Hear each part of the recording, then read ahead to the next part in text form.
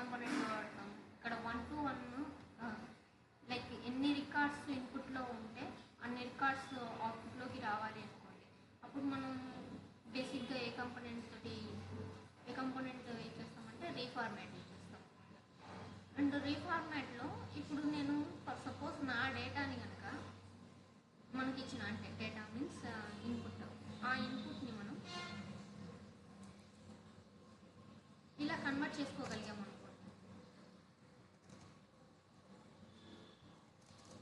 అంటే నంబరింగ్ తోటి ప్రీవియస్ నెంబర్ని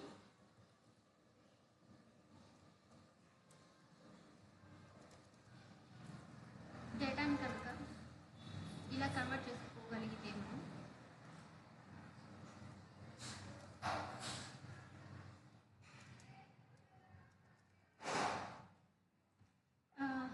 నంబర్స్ ఉన్నవి మాత్రం ఫిల్టర్ చేసుకోవచ్చు కదా. లైక్ మనకి అబ్నీషులో ఒక ఫంక్షన్ ఉంది, ఇట్లా ఫోర్స్ ఎర్రర్ సమ్ ట్రాన్స్ఫర్మేషన్ పార్ట్లోనే మనం రిజెక్ట్ చేసేయచ్చు మనకి అవసరం లేని రికార్డ్స్. ఓకేనా. ఫోర్స్ ఎర్రర్ ఫంక్షన్ ఏం చేస్తుందంటే మనకు అవసరం లేని రికార్డ్స్ని సమ్ ఎర్రర్ మెసేజ్ డిస్ప్లే చేస్తూ రిజెక్ట్ పోర్ట్లోకి, ఎర్రర్ పోర్ట్లోకి పంపిస్తుంది అనమాట. రిజెక్టెడ్ రికార్డ్స్నేమో రిజెక్టెడ్ పోర్ట్లోకి అండ్ రెస్పెక్ట్ ఎర్రర్ మెసేజ్నేమో ఎర్రర్ పోర్ట్లోకి పంపిస్తుంది అనమాట. ఇప్పుడు మనకి 1 to 1 రికార్డ్స్ ఇక్కడ మనకు అర్థమైంది. ఏమని, ఇన్పుట్లో ఎన్ని రికార్డ్స్ ఉన్నాయో అవుట్పుట్లోకి అన్ని రికార్డ్స్ కావాలి అంటే నేను ఏం చేశాను, రీఫార్మాట్ కాంపోనెంట్ వాడతా అంటున్నాను.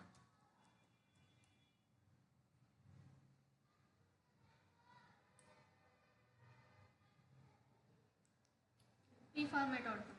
మరి రీఫార్మాట్లో కూడా నాకేం కావాలి, ఇక్కడ 3 వద్దంటున్నాను. అంటే మనం ట్రాన్స్ఫర్మేషన్స్లో 2 ఇలా నంబరింగ్ ఉన్నవి మాత్రం వద్దంటున్నాను. అంటే మనం ట్రాన్స్ఫర్మేషన్లు ఏంటి, ఫోర్స్ ఎర్రర్ చేసుకొని మనకు అవసరం లేని అవుట్పుట్కి పంపించుకోకూడదు.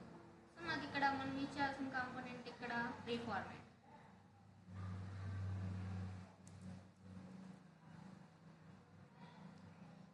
ఇప్పుడు చూడండి, మనకి ఇక్కడ ఏంటి, ఒక నెంబర్ 3 అనేది ఉంది.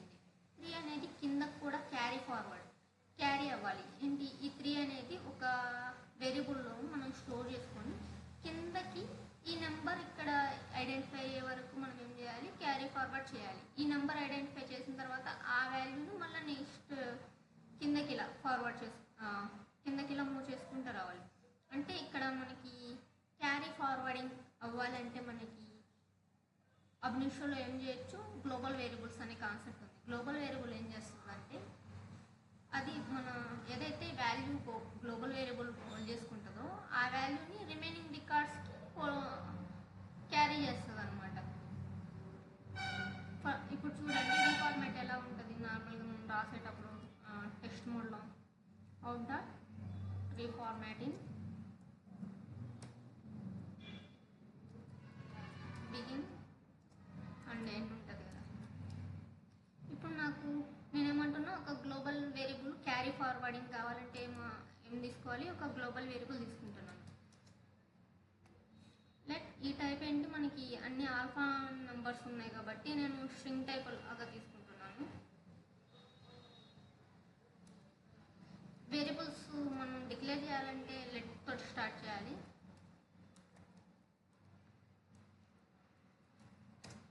సమ్ గ్లోబల్ వేరియబుల్ నేమ్ మనం ఏదైనా ఇచ్చేయచ్చు. గ్లోబల్ వేరియబుల్ అని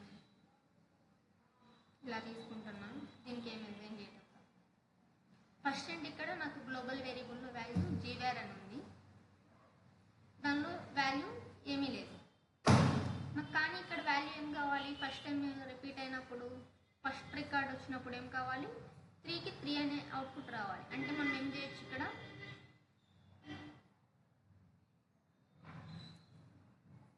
గ్లోబల్ వేరియబుల్లోకి ఏ వాల్యూ పాస్ చేయాలి మనం, ఆ 3 అనేది ఎక్కడి నుంచి వస్తుంది, మనకి ఇన్పుట్ నుంచే కదా, ఫస్ట్ రికార్డ్ పాస్ అయినప్పుడు. సో గ్లోబల్ వేరియబుల్లో మనం ఇక్కడ ఇన్ డాట్ ఈ ఫీల్డ్ నేమ్ ఏదో ఒకటి అనుకోండి, నేను ఇన్పుట్ అనుకుంటున్నా, field name in dot input ఇలా ఉంచండి దీన్ని. ఇప్పుడు నాకు అవుట్పుట్లోకి ఏం పాస్ చేయాలి, నేను నార్మల్గా 2 ఫీల్డ్స్ కదా మనకి కావాల్సింది, కాల్1 అండ్ కాల్2 అని. సో నాకు అవుట్పుట్లోకి కాల్1 ఒకటి కావాలి. కాల్1 అంటే మనకేంటి, కాల్1 అంటే మన ఇన్పుట్ ఫీల్డ్ కదా, యాజ్ ఇట్ ఈస్ పాస్ చేయాలి ఇన్పుట్ ఫీల్డ్.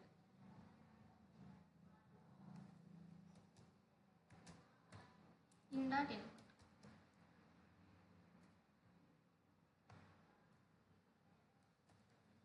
అవుట్ డాట్ కాల్2లోకి ఏం పాస్ చేయాలి, నేను ఇక్కడ క్యారీ ఫార్వర్డ్ ఏదైతే ఇచ్చానో అది క్యారీ ఫార్వర్డ్ కావాలంటున్నా కదా. సో ఇక్కడ క్యారీ ఫార్వర్డ్ అయ్యేది ఏంటి, మనకి గ్లోబల్ వేరియబుల్ కదా. సో నేను ఇక్కడ గ్లోబల్ వేరియబుల్ అని పాస్ చేస్తున్నాను. ఈ ఏదైతే వాల్యూ ఇక్కడ డిజైన్ అయిందో దాన్ని ఇక్కడ పాస్ చేస్తున్నాను. ఇప్పుడు నార్మల్గా మనకు అవుట్పుట్ ఎలా వస్తుంది,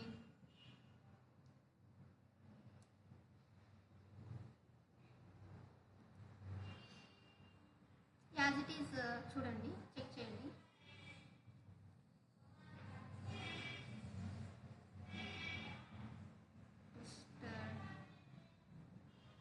ఇది తీసుకుంటున్నాను.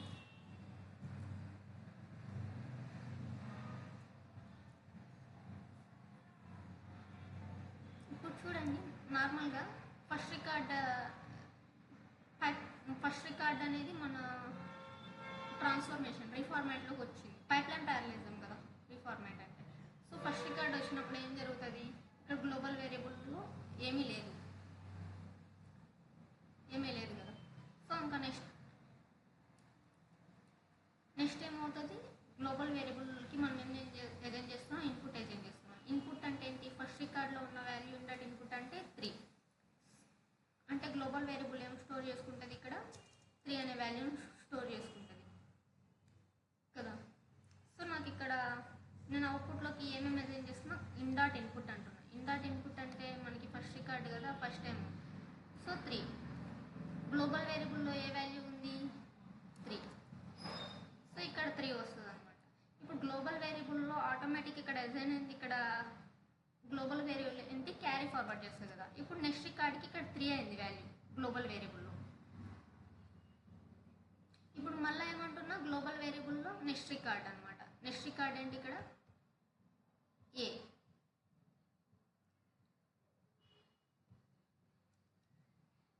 నెక్స్ట్ రికార్డ్ ఏ కదా. ఏ అనేది ఇప్పుడు నా రీఫార్మాట్ ఫంక్షనాలిటీలోకి వచ్చింది. గ్లోబల్ వేరియబుల్ 3 అనే వాల్యూని క్యారీ చేసింది. మళ్ళీ నెక్స్ట్ ఏం చేస్తున్నా, గ్లోబల్ వేరియబుల్లో ఇన్ డాట్ ఇన్పుట్ అంటున్నా. ఇన్ డాట్ ఇన్పుట్లో మనకున్న వాల్యూ ఏంటి, ఏ కదా. సో ఇన్ డాట్ కాల్లో అంటే ఏంటి, కాల్1 అంటే ఇన్ డాట్ ఇన్పుట్లో ఉన్న సెకండ్ రికార్డ్ ఏంటి, ఏ. ఆ ఏ అనేది ఇది. నెక్స్ట్ ఏమంటున్నా, అవుట్ డాట్ కాల్2 అంటున్నాను, గ్లోబల్ వేరియబుల్ అంటున్నాను. గ్లోబల్ వేరియబుల్లో ఏ వాల్యూ హోల్డ్ చేసుకుంది నెక్స్ట్ టైం, ఏ. కానీ మనకి ఇక్కడ ఏ కాదు కదా కావాల్సింది, 3 రావాలి. 3 రావాలంటే ఏంటి, సంథింగ్ మనకి ఆల్ఫాబెట్ ఉన్నప్పుడు ఏం జరగాలి, 3 అనేది క్యారీ ఫార్వర్డ్ అవ్వాలి. సో ఇప్పుడు మనకేంటి, సంథింగ్ ఒక కండిషన్ లాగా అర్థమవుతుంది. అందుకని ఇక్కడ ఇప్పుడు గ్లోబల్ వేరియబుల్లో మనం ఏమేమి క్యారీ చేయాలంటే, ఇప్పుడు ఇఫ్ ఎల్స్ కండిషన్స్ యూజ్ చేయాలి. ఇఫ్ మనకి చూడండి,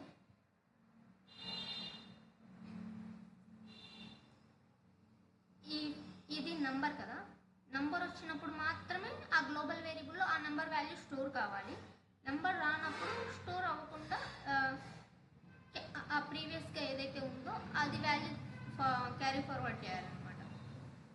సో నేను ఇప్పుడు స్ట్రింగ్ ఈజ్ న్యూమరిక్ అయితే మనకి ఫంక్షన్ ఉంది. స్ట్రింగ్ ఈజ్ న్యూమరిక్ ఏం చెక్ చేస్తుంది, ఆ స్ట్రింగ్ అనేది నంబరా కాదా అని చెక్ చేస్తుంది. String is numeric of in dot input అనుకోండి. ఇన్పుట్ అయితే మనకేం కావాలి, నెంబర్ అయితే ఆ వాల్యూ గ్లోబల్ వేరియబుల్లో స్టోర్ చేసుకోవాలి, అంటే ఇన్ డాట్ ఇన్పుట్ స్టోర్ చేసుకోవాలి. ఎల్స్ మనకేం కావాలి,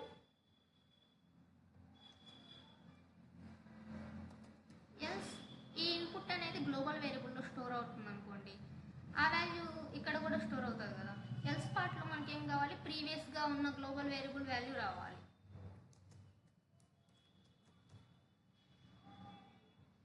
గ్లోబల్ అంటే ఇక్కడ నెంబర్ 3 ఉన్నప్పుడు మనకి 3 ప్రింట్ చేసింది. ఏ ఉన్నప్పుడు ఏం ప్రింట్ చేసింది, గ్లోబల్ వేరియబుల్లో ప్రీవియస్గా 3 ఉంటుంది కదా, నార్మల్గా ఆ వాల్యూని ఇప్పుడు ఇన్ డాట్ ఇన్పుట్ న్యూమరిక్ కాదు కదా ఏ అనేది. సో మనకి ఇక్కడ ఏంటి గ్లోబల్ వేరియబుల్లో ఏ వాల్యూ ఉంది 3 ఉంది ప్రీవియస్గా మనకి. ఆ వాల్యూని ఇక్కడ పాస్ చేస్తుంది అనమాట. సేమ్ ఇక్కడ నెక్స్ట్ టైం మళ్ళీ రిపీట్ అవ్వాలి కదా, ఇక్కడ గ్లోబల్ వేరియబుల్ అనేది అసైన్ చేసేసింది.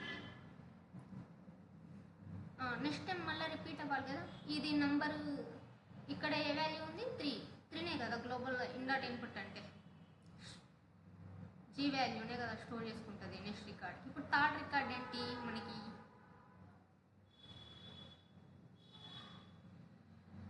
థర్డ్ రికార్డ్ ఏంటి బి. బి బి దీనిలో పోల్ వస్తుంది. గ్లోబల్ వేరియబుల్లో 3 అనే వాల్యూ స్టోర్ చేసుకుంది. గ్లోబల్ వేరియబుల్ ఏమైనా అవ్వాలి ఆల్ఫాబెట్ కదా, సో గ్లోబల్ వేరియబుల్ వాల్యూ ఆటోమేటిక్గా ఏ వాల్యూ అయితే హోల్డ్ చేస్తుందో ఆ వాల్యూని నెక్స్ట్ రికార్డు కూడా క్యారీ చేస్తుంది. ఇప్పుడు సేమ్ సికి కూడా అలానే క్యారీ చేస్తుంది. ఇప్పుడు డీకి కూడా సేమ్ అలానే క్యారీ చేస్తుంది.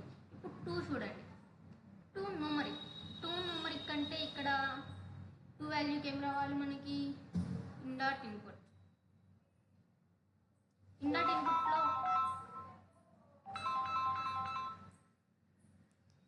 ఇన్పుట్లో ఏ వాల్యూ స్టోర్ చేసుకుంటుంది ఈ రికార్డ్ అప్పుడు 2 కదా ఇన్ డాట్ ఇన్పుట్ అంటే. సో 2 ఇప్పుడు గ్లోబల్ వేరియబుల్లో ఏ వాల్యూ ఉంటుంది దిస్ టైమ్ 2. సో నెక్స్ట్ ఈ రికార్డ్ ఇన్పుట్ యాజ్ ఇట్ ఈస్గా ఇన్పుట్ ఇస్తుంది. గ్లోబల్ వేరియబుల్లో వాల్యూ ఏముంది 2 అది ఇస్తుంది అనమాట. ఇక్కడ నెక్స్ట్ రికార్డ్ ఏంటి ఈజ్ న్యూమరిక్ కాదు కదా, ఇక్కడ ఈజ్ న్యూమరిక్ కాదు కాబట్టి మనకి ఏ వాల్యూ క్యారీ చేయాలి గ్లోబల్ వేరియబుల్లే క్యారీ చేయాలి. గ్లోబల్ వేరియబుల్ ప్రీవియస్గా ఎంత ఉంది 2 ఉంది. నెక్స్ట్ రిమైనింగ్ వాటికి కూడా ఇంకా సేమ్.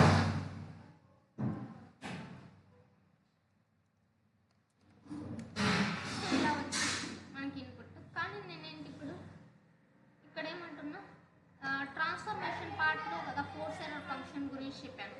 ట్రాన్స్ఫార్మ్ చేసేటప్పుడు వాటిని మనకి అవుట్పుట్కి వద్దని, అప్పుడు మనం ఏమి చేయాలి ఇక్కడ ఇఫ్ ఎల్స్ కండిషన్స్ కదా.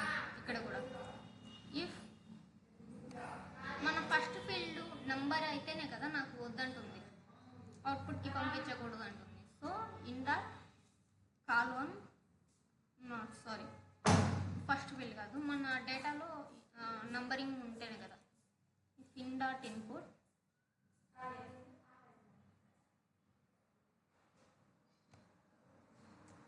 అది నంబర్ ఉంటే కదా అంటుంది. String is numeric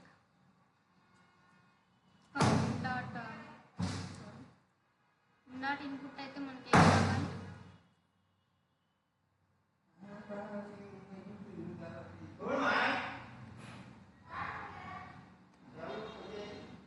G direct. ఓకేనా. సో ఇప్పుడు ఏం చేస్తుంది స్ట్రింగ్ ఈజ్ దీన్ని ప్రాసెస్ చేసేటప్పుడు ఈ నంబరింగ్స్ ఏమి అన్నీ రిమూవ్ చేసేస్తుంది అనమాట. ఇది వరకు ఇక్కడ మీరు ఇన్పుట్ అంటే ఇక్కడ కూడా ఇవ్వచ్చు. Sorry force error function miss అయ్యాను. ఇక్కడ ఏంటి ఈజ్ నంబర్ అయితే నాకేం కావాలి ఫోర్స్ ఎర్రర్ కదా, ఫోర్స్ ఎర్రర్ రిటర్న్ చేయాలి. ఆ రికార్డ్ వద్దు అంటున్నా కదా ఫోర్స్ ఎర్రర్, ఆ రికార్డ్ నాకు నాట్ రిక్వైర్డ్. సో ఫోర్స్ ఎర్రర్లో ఏం చేస్తామంటే నాట్ రిక్వైర్డ్ అని పెడతాం. ఆ రికార్డ్ నాకు అవసరం లేదు.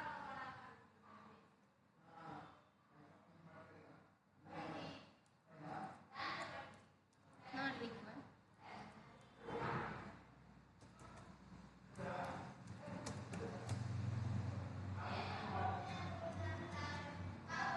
Not required this record.